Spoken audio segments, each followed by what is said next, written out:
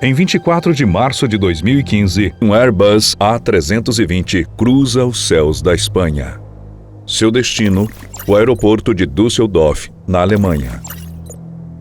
Mas algo inimaginável aconteceria minutos depois.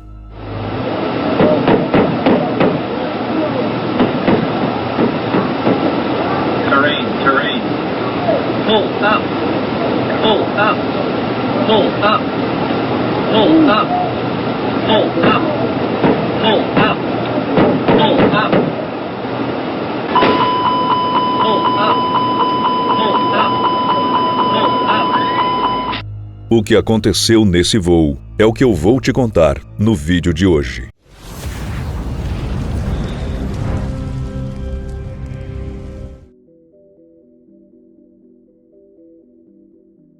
O avião que realizava o voo 9525 foi um Airbus A320-200 de prefixo Delta, Alpha, Índia, Papa, X-Ray. A aeronave estava sob comando da companhia alemã Lufthansa desde novembro de 1990. A Germanwings funcionava como uma subsidiária da Lufthansa e, por isso, utilizava várias aeronaves de posse do grupo, incluindo essa utilizada no voo 9525. Entre 2003 e 2014, o A320 passou de uma companhia para outra pelo menos 2 vezes.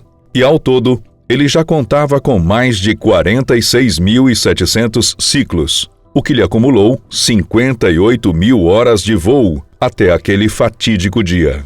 No que diz respeito à manutenção da aeronave, estava tudo em ordem e em dia. Com isso, o voo não teria nenhum percalço por conta do jato. O piloto encarregado de comandar o voo 9525 foi Patrick Zondenheimen, de 34 anos de idade, um profissional bastante conhecido dentro da Lufthansa, além da própria Germanwings. Patrick somava mais de 6.700 horas de voo ao longo dos seus 10 anos de experiência como piloto e já tinha passado bastante tempo se familiarizando com os modelos A320. Como copiloto estava Andreas Lubitz, de 27 anos de idade, que ainda estava no começo da sua carreira. Andreas contava com um pouco mais de 900 horas de voo. Dessas, 540 foram feitas em modelos idênticos ao utilizado no dia do acidente. E por isso, considerava-se que ele também estava acostumado a lidar com o A320.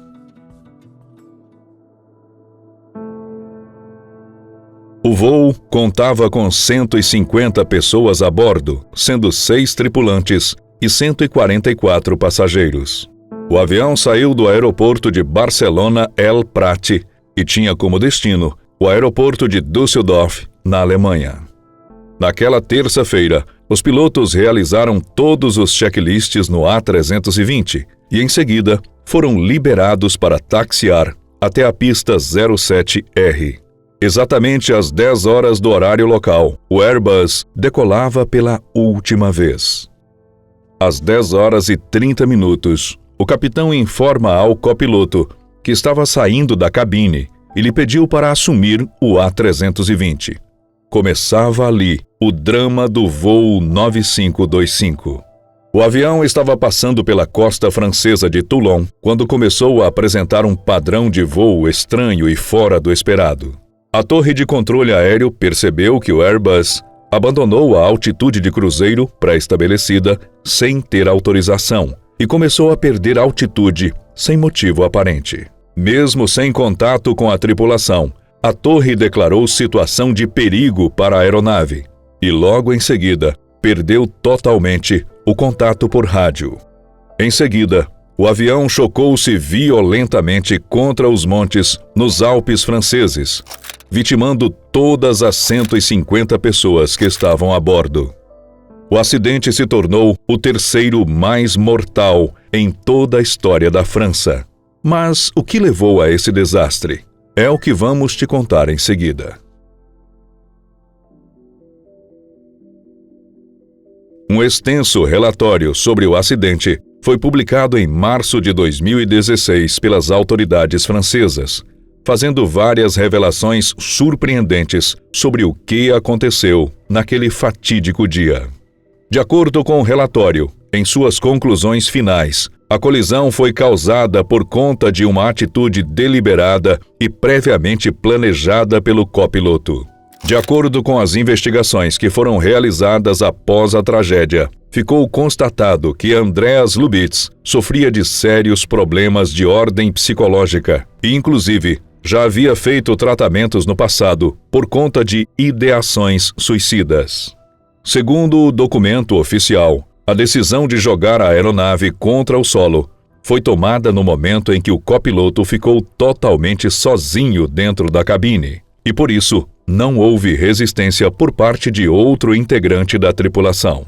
O copiloto trancou a porta da cabine, impossibilitando a entrada de qualquer pessoa, até mesmo do capitão. Ao voltar, o capitão tenta de todas as formas convencer o copiloto a abrir a porta da cabine. Ele até tentou usar o código de segurança da porta, que apenas os pilotos sabem, mas seu acesso foi negado pelo copiloto. O gravador da caixa preta mostrou que Andreas estava respirando normalmente durante a trajetória inteira, o que indica que ele estava consciente do que estava fazendo. No que diz respeito às recomendações, o relatório final do acidente admite que a saúde mental dos pilotos é um assunto delicado, mas sugere que as companhias criem mecanismos para avaliar a condição psicológica de seus colaboradores ao longo do tempo.